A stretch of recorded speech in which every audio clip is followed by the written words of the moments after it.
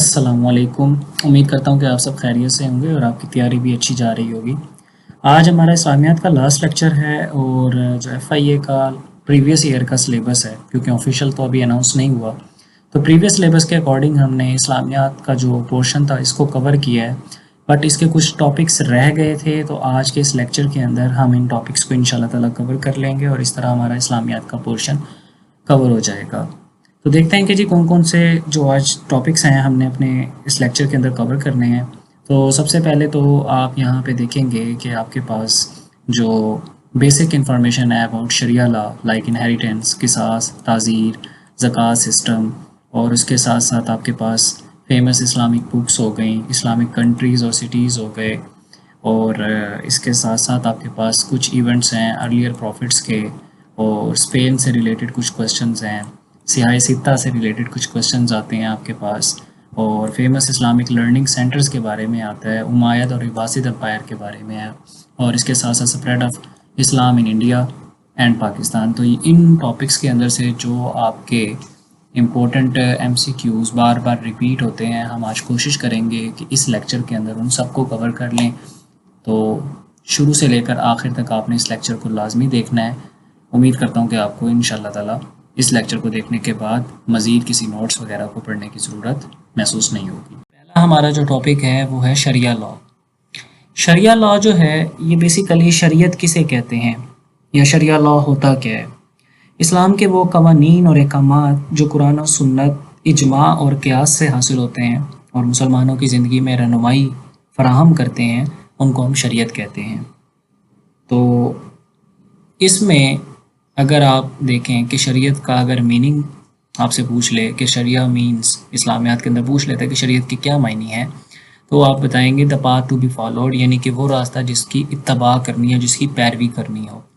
और शरिया लॉ जो है वो ड्राइव कहाँ से किए जाते हैं, तो इसके 4 सोर्सेज हैं। ये भी आपके पास एमसीक्यू आता है। पहला सोर्स आपके पास कुरान है, दूसरा सुन्नत और हदीस है, तीसरा इजमा है और चौथा क़ियास है। अभी पहले 2 से तो आप फेमिलियर हैं, तीसरे और चौथे में आके आप कंफ्यूज हो जाते हैं।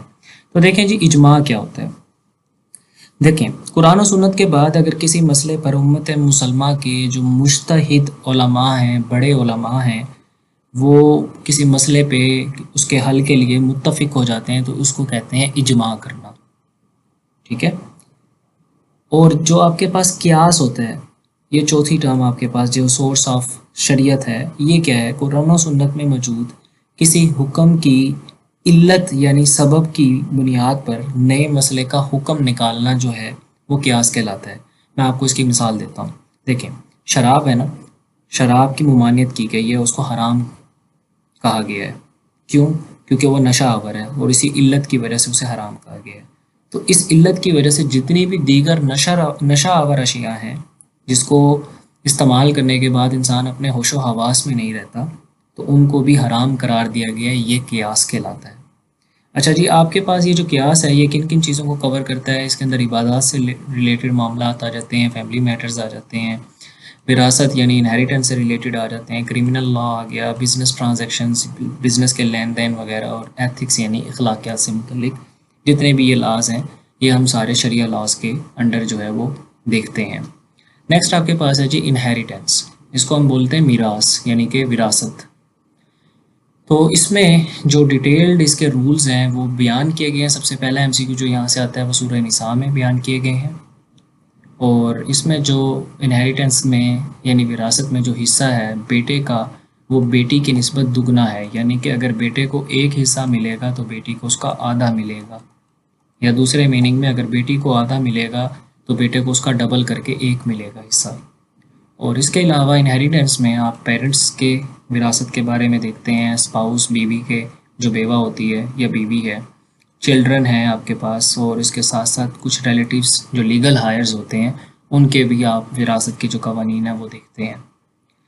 अच्छा, उसके बाद आपके पास ये होता है कि ये डिस्ट्रीब्यूशन जो विरासत की डिस्ट्रीब्यूशन है ये होती कैसे है। सबसे पहले जो शख्स मर जाता है उसके जो कफन दफन के अखराजात होते हैं वो पे किए जाते हैं। उसके अलावा उसके जो कर्ज़े होते हैं उनको पे किया जाता है। उसके बाद अगर कोई उसने विल की है, ठीक है, تو وہ ایگزیکیوٹ کر دی جاتی ہے، مطلب اس نے اپنا شیئر کسی کے نام کر دیا تو وہ اسے ایگزیکیوٹ کر دیا جائے گا. اور ول کے علاوہ اگر ول نہیں کی اور اس کے علاوہ، یا ول کی تھی، ول کا حصہ آپ نے دے دیا، اور اس کے علاوہ جو آپ کے پاس ریمیننگ اسٹیٹ رہ جاتی ہے پھر اس کو ہائرس کے اندر جو ہے وہ ڈسٹریبیوٹ کیا جاتا ہے. تو اب اس کے شیئرز کیسے ہوتے ہیں، یہاں سے ایم سی کیو بنتے ہیں. دیکھیں بیوی جو ہے اس کا ویسے تو 1/8واں حصہ ہے. اگر بچے ہیں تو بیوی کا پھر آپ کے پاس 1/8واں حصہ ہے. اور اگر آپ کے پاس کوئی بچہ نہیں ہے، یعنی کہ بندہ تھا، شادی ہوئی اس کی لیکن اس کی کوئی اولاد نہیں تھی اور وہ مر گیا، تو بیوی کو پھر 1/4 حصہ یعنی زیادہ حصہ ملے گا. اگر بچے ہیں تو پھر 1/8واں. اسی طرح ایک ہسبینڈ ہے، اس کا کیا حصہ بن سکتا ہے کہ اگر بیوی مر جائے تو اس کو اور بچے چھوڑ جائے تو 1/4 حصہ ہوتا ہے ہسبینڈ کا. لیکن اگر بچے جو ہیں وہ نہ ہوں اور صرف پیچھے شوہر اکیلا رہ جائے تو اس کا 1/2 حصہ ہوتا ہے. اسی طرح ماں ہے تو ماں کے لیے آپ کے پاس ماں کا کتنا حصہ بنتا ہے، تو وہ 1/6 حصہ بنتا ہے جب بچے ایگزسٹ کرتے ہیں. اور باپ کا بھی سیم 1/6 حصہ بنتا ہے جب اس کے بچے ایگزسٹ کرتے ہوں. مثال کے طور پر یعنی کہ آپ یوں سمجھ لیں کہ آپ کی شادی ہوئی، مان لیں اللہ نہ کرے ایسا ہو کبھی، لیکن فرض کر لیں کہ آپ کی شادی ہوتی ہے اور خدا نہ خواستہ آپ کو کچھ ہو جاتا ہے، تو اگر تو آپ کے بچے ہیں تو اس وقت آپ کے جو والدہ یا والد کا حصہ بنے گا وہ 1/6 بنے گا. ٹھیک ہے. قصاص، اس کو یہ ایک ٹرم اسلام کے اندر استعمال ہوتی ہے، اس کا مطلب ہوتا ہے ریٹیلیشن. اب یہ کیا ہے جی، قصاص کیا ہوتا ہے؟ ریٹیلیٹ کا مطلب ہوتا ہے واپس پلٹ کر جواب دینا. تو قصاص میں دیکھیں، قصاص اسلامی قانون میں جرم کے بدلے جرم کو ویسے ہی مجرم کو جو ہے ویسے ہی سزا دینا ہے جیسا اس نے جرم کیا ہے. اس کو ہم قصاص کہتے ہیں. جیسا کہ عام الفاظ میں ہم کہتے ہیں جان کے بدلے جان اور زخم کے بدلے ویسا ہی زخم. So life for life, I for I, tooth for tooth, آنکھ کے بدلے آنکھ اور دانت کے بدلے دانت. تو یہ قصاص ہوتا ہے. اور اس کا ذکر جو ہے قصاص کا کہاں آیا ہے؟ سورہ بقرہ کے اندر آیا ہے، 178ویں آیت کے اندر. دوسرا اس کے علاوہ جو آپ سے یہاں سے ایم سی کیو پوچھتا ہے، یہ کہاں پہ اپلائی ہوتا ہے قصاص؟ جب انٹینشنل مرڈر کیا جائے، یعنی کہ سوچ سمجھ کر کسی کو قتل کیا جائے، یا پھر کوئی باڈیلی انجری کیسز ہوں، یعنی کہ جان بوجھ کر آپ نے کسی کو سوچ سمجھ کر آپ نے تکلیف دی ہو، تو اس وقت قصاص جو ہے وہ لاگو ہوتا ہے. اور وکٹمز کے ہائر جو ہیں وہ قصاص ڈیمانڈ بھی کر سکتے ہیں، اس کے علاوہ دیت بھی ایکسیپٹ کر سکتے ہیں، یا پھر معاف کی بھی کر سکتے ہیں. اب یہ دیت کیا ہوتی ہے، یا دیت اس کو بولتے ہیں. یہ جو دیت یا دیت ہم جسے بولتے ہیں، یہ قتل یا جسمانی نقصان کی صورت میں متاثرہ شخص یا اس کے ورثاء کو ادا کیے جانے والا مالی معاوضہ جو ہوتا ہے اس کو ہم دیت کہتے ہیں. ٹھیک ہے. آپ قصاص نہیں ادا کرنا چاہتے، مطلب اس جرم کے بدلے جرم، یعنی آپ نے کسی کی آنکھ ضائع کر دی اور آپ نہیں چاہتے کہ آپ کی آنکھ بھی ضائع ہو، تو آپ اس کو کہتے ہو کہ جی میں آپ کو دیت دینے کے لیے تیار ہوں. تو آپ کچھ پیسے یا معاوضہ جو بنتا ہے اس کے اکارڈنگ وہ دے کر آپ اپنا جو ہے وہ اپنی آنکھ بچا سکتے ہیں. آگے دیکھتے ہیں جی، دیت بلڈ منی کو کہتے ہیں ہم اس کو. تو یہ آپ کے پاس فائنینشیل کمپنسیشن ہوتی ہے جو وکٹم کو دی جاتی ہے، یعنی کہ جو حادثے کا شکار ہوا ہے، یا پھر اس کے ہائرز کو دی جاتی ہے، یعنی وارثین کو دی جاتی ہے. یہ قصاص کا الٹرنیٹیو ہوتا ہے، یہ بات ہم پہلے ہی پڑھ چکے ہیں. اور اس کے ساتھ ساتھ ٹریڈیشنلی جو ہے یہ آپ کے پاس اسلامک لا کے مطابق ہے، یہ خود سے نہیں ایجاد ہوئی، اسلامک لا کہتا ہے یہ آپ کو. اور اگر ہائرز اس کے چاہتے ہیں کہ وہ دیت ایکسیپٹ کر لیں بجائے اس کے کہ وہ بدلہ لیں تو وہ ایسا کر سکتے ہیں. اس کے بعد آتی ہے جی تعزیر. تعزیر کیا ہے؟ ڈسکریمنیشنری پنشمنٹ. تعزیر کہتے ہیں جی ایسی سزا جو اسلامی شریعت میں مقرر نہ ہو بلکہ جرم کی نوعیت کے مطابق قاضی یا عدالت مقرر کر دے، تعزیر کہلاتی ہے. ٹھیک ہے. اس کی ایک مثال ہم کچھ اس طرح لے لیتے ہیں کہ کوئی ایسا چھوٹا موٹا آپ نے وائلیشن کی، جیسے آپ نے کوئی ٹریفک رول توڑا، تو اس کے لیے جو ہے نا گورنمنٹ نے یا پھر عدالت نے جو ہے نا وہ اس کے لیے کوئی فائن فکس کر دیا. لائک آپ 200 روپے آپ پہلے چلان دیتے تھے، اب اس کے اندر ایک زیرو لگا کے 2000 کر دیا گیا. تو یہ جو آپ کے پاس ہے اس کو تعزیر کہتے ہیں. یا پھر کوئی اسی طرح آپ کو جیسے پیرا کے ایکٹس ہیں، پیرا لاز ہیں، تو اس کے اندر اس نے کہا ہے کہ جی اگر آپ کیا کہتے ہیں انکروچمنٹ کرتے ہیں تو آپ کو جو ہے نا 6 ماہ قید یا 1 سال تک بھی قید ہو سکتے ہیں، اس کے ساتھ ساتھ جرمانہ بھی ہو سکتا ہے. یا 3 سال تک بھی ہے میرے خیال میں مختلف کیسز کے اندر، تو یہ آپ کے پاس کیا تعزیر کہلاتی ہے۔ تو اس میں آپ اس کے ایگزامپل میں آپ کہہ سکتے ہو کہ فائن بھی ہو سکتا ہے، امپریزنمنٹ بھی ہے، وارننگ بھی ہو سکتی ہے، یا پھر کمیونٹی سروسز جو ہوتی ہیں وہ بھی اس میں انکلوڈ ہے۔ اب اس میں جو کمیونٹی سروسز ہیں نا، مثال کے طور پہ اس میں کیا ہو سکتا ہے کہ آپ کو صفائی کے لیے کہہ سکتے ہیں یا فلاحی اداروں کی مدد کرنے کے لیے کہہ سکتے ہیں، تو یہ ساری چیزیں آ جاتی ہیں۔ پھر اس کے بعد زکوٰۃ سسٹم آتا ہے۔ زکوٰۃ جو ہے وہ اسلام کا 3rd پلر آف اسلام ہے۔ یہاں سے ایک MCQ یہ بنتا ہے، اس کا مطلب کیا ہوتا ہے؟ پیوریفیکیشن اور گروتھ۔ اور پیوریفیکیشن مطلب آپ کو اپنے مال کو پاک کرنا، پاک صاف کرنا اور اس کو مزید بڑھانا۔ اور اس کے علاوہ یہ مسلمانوں کے لیے ایک اوبلیگیٹری ہے، فرض ہے، ٹھیک ہے۔ اچھا، اب ریٹ آف زکوٰۃ کیا ہوتا ہے کہ مال کے اوپر زکوٰۃ کس نسبت سے کاٹی جاتی ہے؟ تو اس کو ہم 2.5% کہتے ہیں۔ جو آپ کی ایک سال میں ایلیجیبل ویلتھ ہوتی ہے نا، مثال کے طور پر جو 1 سال سے پڑی ہے آپ کی دولت اور کسی کا استعمال میں نہیں ہے، تو اس کے اوپر آپ کی 2.5% کے حساب سے جو ہے وہ زکوٰۃ کاٹی جاتی ہے۔ یوں مان لیں اگر 100 روپیہ ہے تو اس کے اوپر آپ کی 2.5 روپے زکوٰۃ بنتی ہے۔ اور اس کے بعد آپ کے پاس نصاب جو ہوتا ہے، یعنی کہ مختلف چیزوں پہ کیسے زکوٰۃ ہے، تو گولڈ جو ہے سونا، اس کے اوپر 7.5 تولے ہے، اور یہ گرامز کے اندر تقریباً کوئی 87.48 گرامز بنتا ہے، جو کہ گرامز کے اندر 612.36 گرام اپروکسیمیٹلی بنتا ہے۔ اس کے علاوہ آپ کے پاس جو کیٹیگریز آف زکوٰۃ ریسیپینٹس ہیں، جنہیں ہم مصارف زکوٰۃ کہتے ہیں، کہ ہم اپنے زکوٰۃ کے پیسے کہاں خرچ کر سکتے ہیں، یہ بھی پوچھے جاتے ہیں کتنے ہیں۔ تو یہ ٹوٹل آپ کے پاس 8 ہوتے ہیں، یہ MCQ ہے، اور اس کا ذکر کس صورت میں آیا ہے؟ سورہ توبہ کے اندر آیا ہے، ٹھیک ہے۔ اس کا ذکر جو مصارف زکوٰۃ ہے، اس کا ذکر کہاں ہے؟ سورہ توبہ کے اندر ہے۔ سب سے پہلے تو آپ غریبوں کو دے سکتے ہیں، جن کو ہم فقراء بھی کہتے ہیں، ضرورت مندوں کو، مساکین کو دے سکتے ہیں، زکوٰۃ کلیکٹر جسے عاملین زکوٰۃ کہتے ہیں، یعنی کہ جو زکوٰۃ کے ادارے میں زکوٰۃ اکٹھا کرنے کے لیے کام کرتے ہیں۔ اس کے علاوہ جو لوگ مؤلفۃ القلوب کہتے ہیں اس کو، جو لوگ نئے مسلمان ہوتے ہیں، ان کی دلجوئی کرنے کے لیے آپ دے سکتے ہیں۔ سلیوز سیکنگ فریڈم، یعنی کہ وہ لوگ جو غلام ہیں ان کو آزاد کرنے کے لیے آپ زکوٰۃ کے پیسوں کو استعمال کر سکتے ہیں۔ قرض دار کو اس کا قرض اتارنے میں مدد کرنے کے لیے آپ زکوٰۃ کے پیسوں کو استعمال کر سکتے ہیں۔ اللہ کی راہ میں، فی سبیل اللہ کی، یعنی کہ اللہ کی راہ میں آپ اس کو استعمال کر سکتے ہیں۔ اور اس کے ساتھ ساتھ اگر کوئی مسافر ہے، وہ اس کو پیسوں کی ضرورت ہے، چاہے وہ بے شک امیر ہو، لیکن اگر اس کے پاس وہ گھر سے دور ہے اور وہ بیچارہ لاچار ہے، تو آپ زکوٰۃ کے پیسوں سے بھی اس کی مدد کر سکتے ہیں۔ اور پھر اس کے بعد ہمارے پاس آتے ہیں پروفٹس سے ریلیٹڈ کچھ کویسچنس، یعنی کہ حضرت آدم کے بارے میں کیا چیز پوچھی جاتی ہے۔ ایک تو وہ فرسٹ پروفٹ ہیں اور فرسٹ ہیومن ہیں، اور ان کے ٹائٹلز کے بارے میں پوچھا جاتا ہے۔ تو ٹائٹل کیا ہے جی؟ حضرت آدم علیہ السلام۔ اچھا جی، جو آپ کے پاس حضرت آدم علیہ السلام ہیں، ان کا ایک ٹائٹل تو ہے ابو البشر، ٹھیک ہے، انسانیت کا باپ، کیونکہ وہ پہلے انسان تھے۔ دوسرا آپ کے پاس ہے صفی اللہ، صفی اللہ، اس کا مطلب ہوتا ہے اللہ کے برگزیدہ اور منتخب بندے۔ اور پھر تیسرا ان کا جو ٹائٹل ہے جو اکثر پوچھا جاتا ہے وہ ہے خلیفۃ اللہ فی الارض، زمین پر اللہ کے نائب، خلیفۃ اللہ فی الارض، ٹھیک ہے۔ تو یہ آپ کے پاس حضرت آدم سے ریلیٹڈ کچھ کویسچنز آتے ہیں۔ پھر حضرت نوح سے ریلیٹڈ کچھ کویسچنز آتے ہیں۔ اچھا جی، حضرت نوح علیہ السلام سے ریلیٹڈ جو کچھ کویسچنز آتے ہیں، تو سب سے پہلے آپ کے پاس جو حضرت نوح علیہ السلام سے متعلق سوال آتا ہے، ان کے ٹائٹل کے بارے یعنی لقب کے بارے میں پوچھتے ہیں۔ تو ان کا جو لقب ہے حضرت نوح علیہ السلام کا، وہ ہے شیخ الانبیاء، شیخ الانبیاء، یعنی کہ سب سے لمبی عمر پانے والے نبی۔ حضرت نوح کی قوم کے بارے میں پوچھ لیتے ہیں، تو قوم نوح کہتے ہیں اس کو۔ حضرت نوح کی کشتی کا نام کیا تھا؟ اس کو کشتی نوح یا پھر ارک آف نوح بھی کہتے ہیں۔ اس کے علاوہ طوفان نوح کیا تھا؟ ٹھیک ہے، تو یہ آپ کو پتہ ہونا چاہیے کہ وہ طوفان جس میں حضرت نوح کی نافرمان قوم کو اللہ تعالیٰ کی طرف سے عذاب دیا گیا تھا۔ اچھا، ایک امپورٹنٹ سوال جو یہاں سے بنتا ہے وہ یہ بنتا ہے کہ جو حضرت نوح کی کشتی تھی وہ کہاں پہ رکی تھی؟ تو وہ بیسیکلی ماؤنٹ جوڈی جو تھا وہاں پہ جا کر، اس پہاڑ کے اوپر جو ہے جا کر وہ رکی تھی۔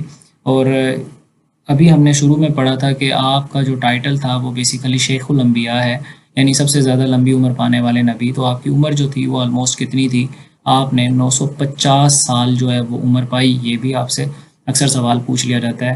حضرت نوح کا بیٹا کیوں نہیں بچا تھا؟ کیونکہ وہ ایمان نہیں لایا اور طوفان میں وہ غرق ہو گیا تھا۔ تو اس کے علاوہ جو مشہور چیزیں آپ سے اکثر وہ پوچھ لیتا ہے کہ حضرت نوح کی بیوی کا کیا حال ہوا تھا، تو وہ بھی ایمان نہیں لائی تھی، تو وہ بھی ہلاک ہو چکی تھی۔ پھر اس کے بعد آتے ہیں حضرت ابراہیم علیہ السلام سے ریلیٹڈ کچھ کوشچنس۔ تو حضرت ابراہیم علیہ السلام سے متعلق پہلا سوال یہی آتا ہے کہ ان کا ٹائٹل کیا تھا، تو ان کا ٹائٹل خلیل اللہ تھا، خلیل اللہ، اللہ کا دوست۔ تو اس کے علاوہ آپ کے والد کا نام کیا تھا؟ آزر تھا، یہ بھی موسٹ امپورٹنٹ ہے۔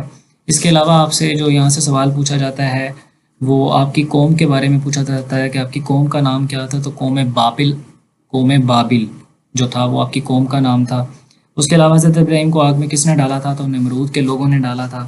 آگ کو ٹھنڈا کرنا کس نے کیا تھا؟ وہ اللہ تعالیٰ نے بے شک کیا تھا۔ اور اس کے علاوہ جو ہے حضرت ابراہیم نے کس جگہ کعبہ تعمیر کیا تھا؟ ایک تو حضرت آدم علیہ السلام سے ریلیٹڈ بھی آتا ہے کہ انہوں نے کعبہ تعمیر کیا تھا، لیکن جب اسلام مکمل طور پر آیا تو اس کے بعد جو ریوائول آف کعبہ ہے وہ کس نے کیا تھا؟ حضرت ابراہیم علیہ السلام نے کیا تھا، تو مکہ مکرمہ میں کیا تھا۔ اور آپ کے ساتھ کعبہ کی تعمیر میں کون شریک تھا؟ تو وہ حضرت اسماعیل علیہ السلام تھے۔ یہ بھی ایک سوال یہاں سے آتا ہے۔ اور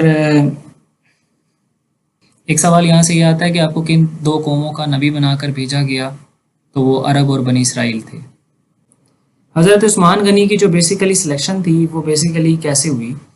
ایک 6 رکنی کونسل بنتی ہے جس میں حضرت عبد الرحمن بن عوف نے مشاورت کے بعد آپ کو جو ہے وہ منتخب کیا۔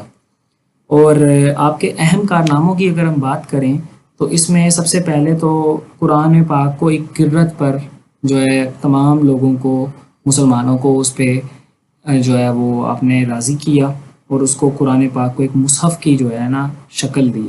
اس کے ساتھ ساتھ آپ نے نیوی جو بحری فوج تھی وہ بنائی سب سے پہلی دفعہ اسلام میں، اور اس کے ساتھ ساتھ افریقہ، ایران اور آرمینیا کے کچھ علاقے آپ نے جو ہے وہ فتح کیے۔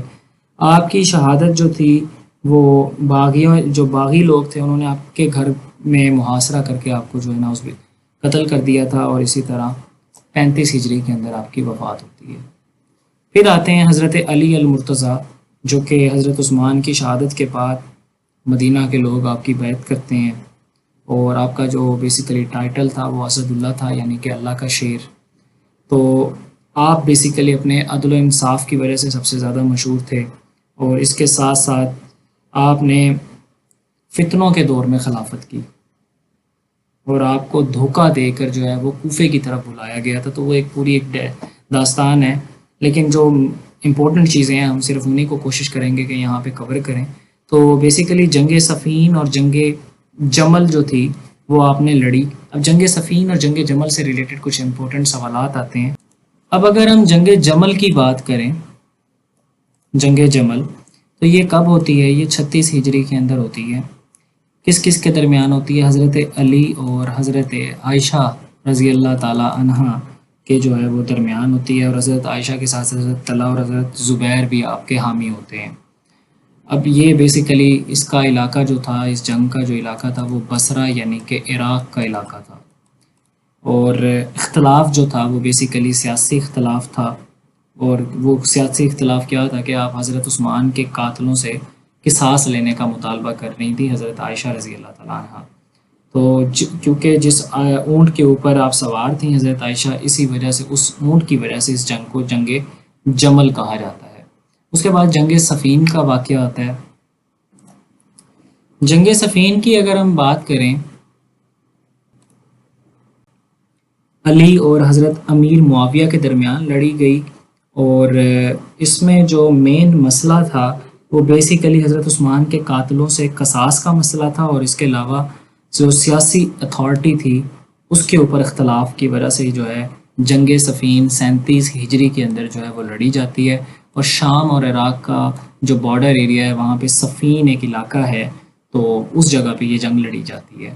اس کے علاوہ حضرت علی سے ریلیٹڈ کچھ امپورٹنٹ سوال ہے کہ آپ نے کس جگہ کو دارالخلافہ بنایا؟ تو آپ نے کوفہ کو جو ہے وہ دارالخلافہ بنایا تھا۔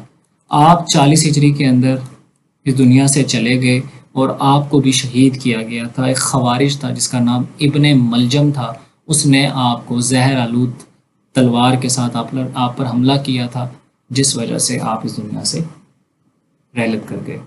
نیکسٹ ہے عشرہ مبشرہ۔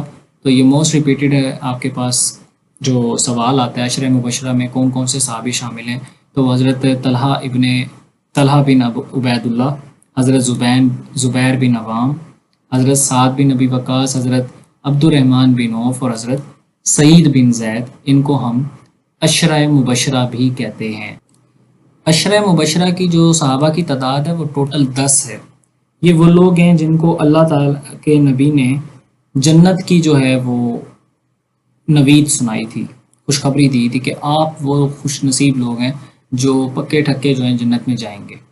ان میں 4 تو آپ کے پاس آ جاتے ہیں، یہ جو خلافت راشدین ہیں، حضرت ابوبکر، عمر، عثمان اور علی، اور 6 لوگ مزید ہیں جن میں سب سے پہلے آپ کے پاس حضرت طلحہ بن عبید اللہ ہیں، اس کے بعد حضرت زبیر بن عوام ہیں، حضرت سعد بن نبی وقاص ہیں، حضرت عبد الرحمن بن عوف ہیں، حضرت سعید بن زید ہیں، اور ایک ہیں حضرت ابو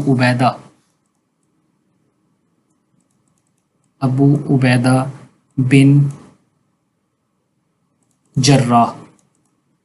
یہ وہ 10 خوش نصیب لوگ ہیں جن کو اللہ کے نبی نے جنت کی خوشخبری سنائی۔ پھر کچھ فیمس صحابہ ہیں جیسا کہ حضرت بلال ہیں، ان کو فرسٹ مؤذن آف اسلام کہا جاتا ہے۔ پھر حضرت سلمان فارسی ہیں جنہوں نے جو جنگ خندق تھی اس میں خندق کھودنے کا جو ہے وہ مشورہ دیا تھا۔ اس کے علاوہ حضرت ابو ہریرہ ہیں جنہوں نے سب سے زیادہ احادیث جو ہیں وہ نریٹ کی ہیں۔ یہاں سے ان سے ایک اور امپورٹنٹ سوال پوچھا جاتا ہے کہ کتنی احادیث آپ نے بیان کی ہیں، تو وہ ہیں 5374 احادیث جو ہیں وہ حضرت ابو ہریرہ نے بیان کی ہیں یا ان سے مروی کی جاتی ہیں۔ پھر حضرت خالد بن ولید کے بارے میں، یہ وہ کمانڈر تھے جنہوں نے زندگی کے اندر کبھی کوئی جنگ نہیں ہاری تھی، اور ان کا ٹائٹل تھا سیف اللہ، یعنی اللہ تعالیٰ کی تلوار۔ اور اس کے بعد حضرت زید بن حارث ہیں جو کہ رسول اللہ صلی اللہ علیہ وسلم کے اڈاپٹڈ سن بھی ہیں، ٹھیک ہے۔ تو یہ کچھ فیمس صحابہ ہیں، ان سے ریلیٹڈ بھی MCQs آتے ہیں۔ پھر ام المومنین ہیں جن میں آپ کے پاس حضرت خدیجہ رضی اللہ تعالیٰ عنہ آتی ہیں جو کہ first wife of the prophet ہیں، حضرت عائشہ ہیں جن کو ہم گریٹسٹ فیمیل اسکالر آف حدیث بھی کہتے ہیں، اور اس کے ساتھ ساتھ حضرت حفصہ ہیں جو کہ کسٹوڈین آف قرآن مینوسکرپٹ، یعنی کہ جو قرآن کا نسخہ تھا اس کی کسٹوڈین بھی رہی ہیں، جو مصحف کی شکل تھی۔ جب حضرت عمر رضی اللہ تعالیٰ عنہ اس دنیا سے کوچ کر گئے تو انہوں نے اپنا وہ جو مصحف تھا وہ حضرت حفصہ کو ہی حوالے کیا تھا۔ اس کے بعد حضرت سلمہ ہیں جو کہ اپنی وزڈم کی وجہ سے جانی جاتی ہیں۔ رسول اللہ صلی اللہ علیہ وسلم کی جو زوجہ تھیں یا ہماری مائیں جو ہیں وہ ٹوٹل ان کی تعداد وہ 11 ہیں۔ اس میں آپ کے پاس حضرت خدیجہ، حضرت عائشہ، حضرت حفصہ، حضرت سلمہ، حضرت زینب بنت خزیمہ، حضرت زینب بنت جاحش، حضرت جویریہ، حضرت حبیبہ، حضرت صفیہ، حضرت میمونہ اور حضرت سودا جو تھیں وہ شامل ہیں۔ تو یہ آپ کو نام بھی یاد ہونے چاہیے ترتیب وائز 11 کے۔ اس کے ساتھ ساتھ کیونکہ وہ یہاں سے اکثر پوچھ رہے تھے کہ 5ویں زوجہ کا یا امہات المومنین کا نام کیا تھا۔ پھر مسلم واریئرز اور کمانڈر کے بارے میں کچھ سوالات آتے ہیں، جیسے محمد بن قاسم کے بارے میں جو کہ سندھ کے فاتح بھی تھے، اور یہیں سے آپ کی جو بیسیکلی پری پارٹیشن ہسٹری ہے وہ یہیں سے سٹارٹ ہوتی ہے۔ 712 میں انہوں نے سندھ کو جو ہے وہ فتح کیا تھا، اور یہ بیسیکلی آپ کے پاس یہ حجاج بن یوسف کا جو تھا وہ بھتیجا تھا، اور حجاج بن یوسف جو تھا وہ اپنے ٹائم کے اندر جو تھا وہ گورنر تھا۔ حجاج جو تھا وہ عراق کا گورنر تھا۔ تو یہ کچھ امپورٹنٹ یہاں ان سے ریلیٹڈ ہیں۔ پھر طارق بن زیاد کے بارے میں پوچھا جاتا ہے، تو یہ اسپین کے فاتح تھے، اور اس کے علاوہ صلاح الدین ایوبی جو تھے اس نے یروشلم کو ری کیپچر کیا تھا۔ محمود غزنی تھا، اس نے 17 حملے کیے تھے، اور 17ویں حملے کے اندر سومناتھ کا جو ٹیمپل تھا وہ لگ بھگ میرے خیال میں کوئی 1025 بنتا ہے شاید، اس وقت اس نے جو ہے اس سومناتھ ٹیمپل کو گرایا تھا۔ اور محمد غوری تھا جس نے پرتھوی راج چوہان کو جو ہے وہ شکست دی تھی۔ تو یہ کچھ مسلم واریئرز کے بارے میں پوچھا جاتا ہے۔ پھر آپ کے پاس جو ہیں وہ مسلم اسکالرز آ جاتے ہیں، ان سے ریلیٹڈ پوچھا جاتا ہے۔ امام ابو حنیفہ ہیں جو کہ حنفی اسکول کے فاؤنڈر ہیں، بانی ہیں۔ امام مالک ہیں، مالکی اسکول کے بانی ہیں۔ امام شافعی ہیں، شافعی اسکول کے بانی ہیں۔ احمد ابن حنبل ہیں تو یہ حنبلی اسکول کے بانی ہیں۔ اس کے علاوہ بخاری ہے، صحیح البخاری کے کمپائلر ہیں امام بخاری۔ امام مسلم ہیں جو کہ کمپائلر آف امام صحیح مسلم کے ہیں۔ اب یہ جو بیسیکلی آپ کے پاس صحاح ستہ کے بارے میں نے آپ کو کہا تھا کہ میں آپ کو سیاہ ستہ بتاؤں گا تو یہ 6 کتابیں ہیں جو حدیث کی مستند ترین کتابیں مانی جاتی ہیں. تو سب سے پہلے انہی کو ہم دیکھ لیتے ہیں. سیاہ ستہ کے اندر جو آپ کے پاس حدیث کی کتابیں آتی ہیں وہ آپ کے پاس پہلی ہے صحیح بخاری جس کے کمپائلر امام بخاری ہیں. صحیح مسلم ہے جن کے کمپائلر جو ہیں وہ آپ کے پاس امام مسلم ہیں. سنن ابو داود ہے. جامع الترمذی ہے. اور اس کے علاوہ سنن نسائی ہے اور سنن ابن ماجہ ہے. یہ 6 کتابیں ہیں جن کو ہم سیاہ ستہ کہتے ہیں اور یہ حدیث کی مستند ترین کتابیں ہیں. تو ان کو آپ کو یاد ہونا لازمی ہے. اس کے بعد نیکسٹ دیکھتے ہیں مسلم سائنٹسٹ کے بارے میں.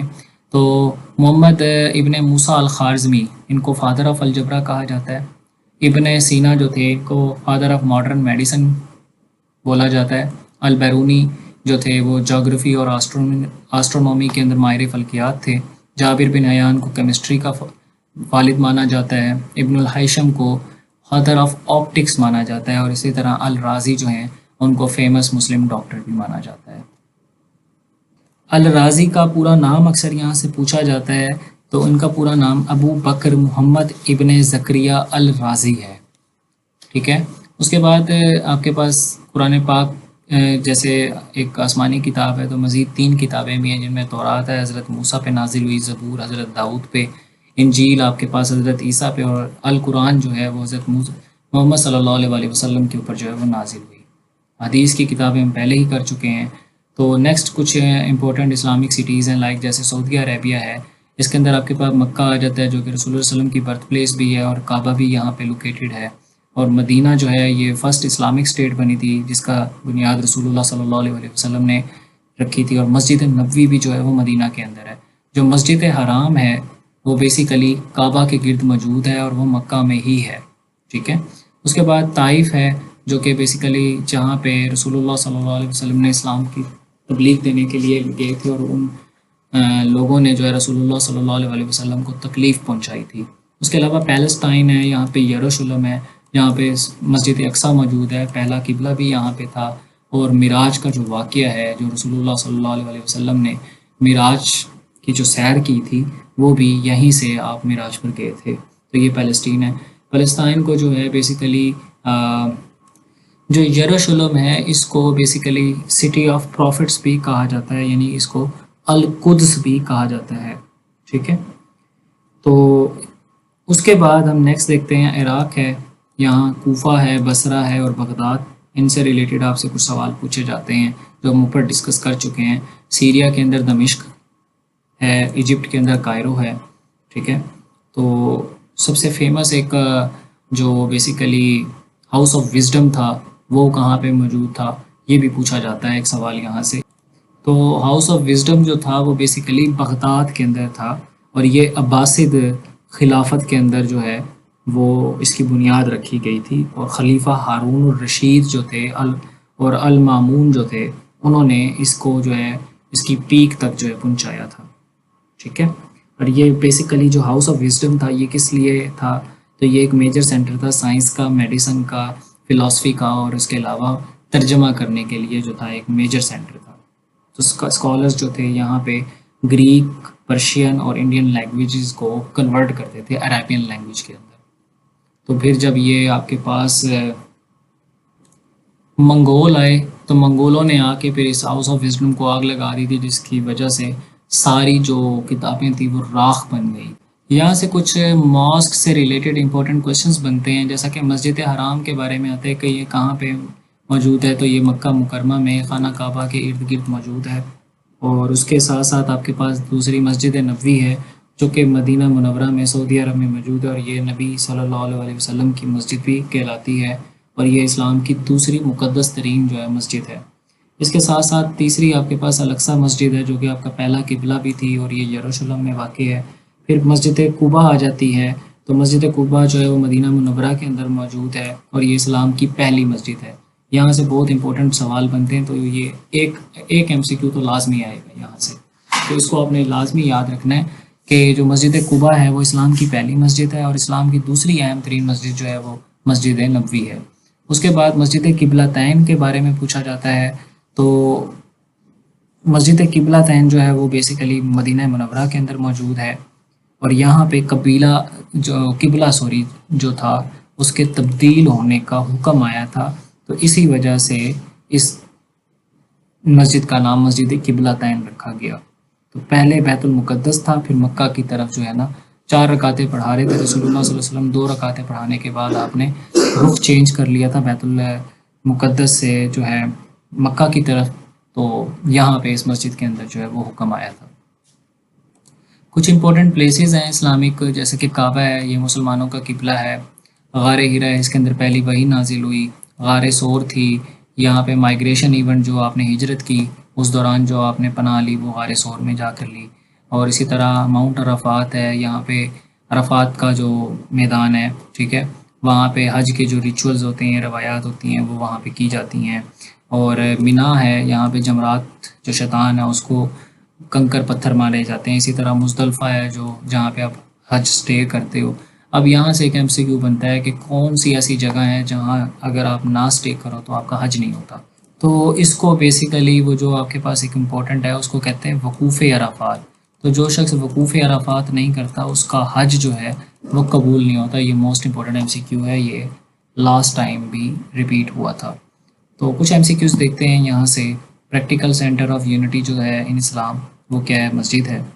اس کے علاوہ جمیلہ الازہر جو لوکیٹڈ ہے کہاں پہ ہے؟ کائرو کے اندر ہے۔ اس کے ساتھ ساتھ آپ کے پاس بیفور اسلام فرائیڈے کو ہم کیا کہتے تھے؟ یوم العروبہ۔ اسلام سے پہلے جمعے کے دن کو یوم العروبہ کہا جاتا تھا، اور اب اسلام کے بعد اس کو یوم الجمعہ کہا جاتا ہے۔ الازہر ماسک جو کائرو کے اندر موجود ہے وہ کب بنی؟ 972 اے ڈی کے اندر بنی۔ گرینڈ ماسک آف دمشق جو ہے وہ کہاں پہ لوکیٹڈ ہے؟ وہ سیریا کے اندر لوکیٹڈ ہے۔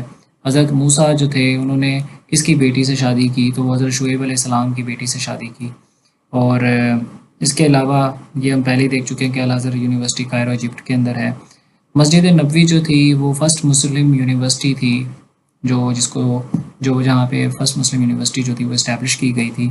اس کے علاوہ جمعیت الاشرافیہ جو ہے وہ کہاں پہ لوکیٹڈ ہے؟ وہ ایک مدرسہ ہے الجمعیت الاشرافیہ، یہ انڈیا کے اندر لوکیٹڈ ہے۔ اس کے علاوہ بیسٹ اسلامک یونیورسٹی جو ہے وہ الازہر یونیورسٹی ایجپٹ کے اندر موجود ہے۔ اور لٹرلی میننگ آف جو مسجد ہے وہ ہے سجدہ کا۔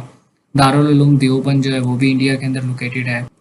یہ دارالعلوم دیوبند جو تھا اس سے ریلیٹڈ کچھ ایم سی کیو آتے ہیں، جیسا کہ یہ 1866 میں بنا، اور اتر پردیش دیوبند جگہ ہے وہاں پہ یہ موجود ہے۔ اور اس کے ساتھ ساتھ جو اس کے بانی ہیں ان کا نام ہے مولانا محمد قاسم ننوتوی اور مولانا رشید احمد گنگوئی، یہ 2 اس کے بانی تھے۔ تو اس سے ریلیٹڈ کچھ امپورٹنٹ ایم سی کیو جو ہیں وہ یہ آتے ہیں۔ نیکسٹ آپ کے پاس ہے فرسٹ ناظم آف ندوۃ العلماء in 1893 واس محمد علی منگیری جو تھے وہ ندوۃ العلماء کے پہلے ناظم تھے۔ صحیح بخاری جو تھی اس کے آتھر کا نام امام محمد بن اسماعیل البخاری، یعنی جنہیں ہم امام بخاری کہتے ہیں، ان کا پورا نام تھا امام محمد بن اسماعیل البخاری۔ یہ بھی اکثر آپ سے سوال پوچھ لیا جاتا ہے کہ امام بخاری کا اصل نام کیا تھا۔ ان کی برتھ ڈیٹ پوچھ لی جاتی ہے، 194 ہے، اور ڈیتھ ڈیٹ ان کی 256 AH آتی ہے۔ اسی طرح صحیح البخاری ان کتاب انہوں نے لکھی۔ صحیح مسلم کا اصل جو آتھر تھے ان کا نام امام مسلم بن حجاج تھا۔ 204 سے لے کر 261 جو ہے وہ ان کی برتھ اور ڈیتھ ڈیٹ بنتی ہے، اور انہوں نے صحیح مسلم جو ہے وہ کتاب لکھی۔ سنن ابن ابو داؤد، تو امام ابو داؤد سلیمان بن اشہات جو ہیں وہ ان کا نام ہے اس کتاب کے آتھر کا۔ یہ 202 میں پیدا ہوئے اور 275 میں انہوں نے وفات پائی۔ سنن ابو داؤد جو ہے وہ انہوں نے کتاب لکھی۔ پھر جامع ترمذی ہے جس کے جو آتھر ہیں وہ امام محمد بن عصت ترمذی ہیں، ٹھیک ہے، وہ 209 میں پیدا ہوتے ہیں اور 289 میں وفات پاتے ہیں، اور اس کے ساتھ ساتھ جامع ترمذی انہوں نے کتاب لکھی۔ سنن نسائی ہے، امام احمد بن سہو شعیب النسائی جو تھے، امام احمد بن شعیب النسائی، انہوں نے یہ کتاب لکھی اور 215 میں پیدا ہوئے، 303 میں انہوں نے وفات پائی۔ سنن النسائی ان کی کتاب کا نام ہے۔ سنن ابن ماجہ ہے، تو امام محمد بن یزید ابن ماجہ جو تھے انہوں نے یہ کتاب لکھی سنن ابن ماجہ، اور 209 میں پیدا ہوئے، 273 میں انہوں نے وفات پائی، اور یہ بھی حدیث کی مستند ترین چھٹی کتاب ہے۔ پھر کچھ سوال آتے ہیں اسپین کی کنکویسٹ سے ریلیٹڈ. تو مسلمانوں نے اسپین کو 711 میں فتح کیا. کس نے فتح کیا تھا؟ تو طارق بن زیاد نے کیا تھا. اور مسلمان انٹر ہوئے تھے اسپین میں کہاں سے؟ جبرالٹر یعنی کہ جبل الطارق پہاڑ جو تھا وہاں سے، اس راستے سے اسپین کی طرف داخل ہوئے تھے. اسپین جو ہے وہ مسلم رول میں اس کو کیا کہا جاتا تھا؟ الاندلس کہا جاتا تھا. اور طارق بن زیاد جو تھے انہوں نے اپنی کشتیاں جلا دی تھیں. انہوں نے کہا تھا کہ اب واپسی کا، جب اس کو فتح کرنے گئے تو انہوں نے کہا کہ اب واپسی کا تو کوئی سوال ہی پیدا نہیں ہوتا. اور اس کے علاوہ موسیٰ بن نصیر جو تھے وہ گورنر تھے نارتھ افریقہ کے، جنہوں نے اس کانکویسٹ میں ان کو سپورٹ کیا تھا. تو یہ کچھ امپورٹنٹ سوال ہیں جو اسپین کی فتح سے ریلیٹڈ پوچھے جاتے ہیں. پھر کچھ ایونٹس ہیں ارلیئر پروفٹس کے، جیسے کہ حضرت نوح تھے، انہوں نے کشتی نوح بنائی تھی. حضرت ابراہیم تھے جن کو اللہ تعالیٰ ان کو آگ میں پھینک دیا گیا تھا، پھر اللہ تعالیٰ نے ان کے لیے آگ کو ٹھنڈا کر دیا تھا اور 40 دن تک آپ کو آگ میں رکھا گیا تھا. پھر اس کے بعد حضرت اسماعیل تھے جو بیسیکلی جنہوں نے ہیلپ کی تھی حضرت ابراہیم علیہ السلام کو کعبہ بنانے میں بھی، اور آپ ہی تھے حضرت اسماعیل جن کو حضرت ابراہیم علیہ السلام اللہ کی راہ میں قربان کرنے کے لیے تیار ہو گئے تھے. حضرت موسیٰ علیہ السلام ہیں، وہ بیسیکلی انہوں نے اللہ کے حکم سے سمندر کو 2 حصوں میں بانٹ دیا تھا. یہ ایک امپورٹنٹ واقعہ ہے. اور اس کے علاوہ حضرت یونس جو تھے ان کو مچھلی نے نگل لیا تھا، تو یہ مچھلی کے پیٹ میں رہے تھے. اور ایک بہت ہی فیمس دعا ہے جو آپ نے پڑھی تھی اس دوران، لا الہ الا انت سبحانک انی کنت من الظالمین. اس کا مطلب یہ تھا آسان سا کہ آپ کے سوا کوئی معبود نہیں، آپ پاک ہیں، بے شک میں ہی ظالموں میں سے تھا. تو یہ حضرت یونس کی مشہور دعا ہے جو آپ نے تقریباً بہت دفعہ پڑھی تھی، اور اس کا کوئی ایگزیکٹ ذکر نہیں آتا کہ کتنی دفعہ پڑھی تھی. اس کے بعد آتے ہیں حضرت سلیمان علیہ السلام جو ہیں، ان کو اللہ تعالیٰ نے جانوروں اور جنوں سے بات چیت کرنا اور ان کے اوپر کنٹرول دیا تھا، اس نعمت سے نوازا تھا. حضرت عیسیٰ جو تھے وہ وداؤٹ فادر پیدا ہوئے تھے، معجزاتی پیدائش تھی آپ کی، اور آپ کو بہت سارے جو معجزے تھے وہ دیے گئے تھے.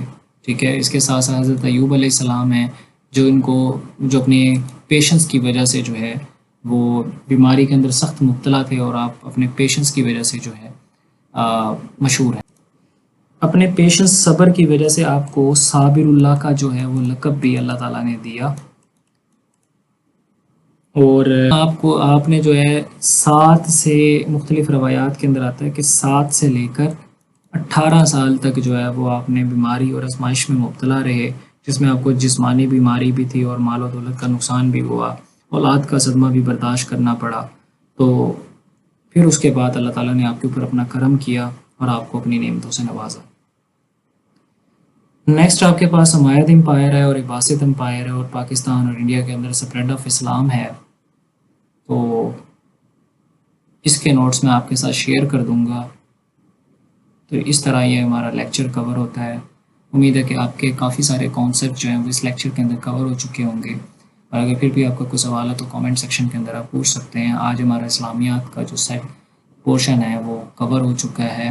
تو اسی طرح اب ہم اپنا میتھس کا پورشن سٹارٹ کریں گے. آپ سے نیکسٹ ویڈیو کے اندر ملاقات ہوتی ہے. تب تک اپنا خیال رکھیں. اللہ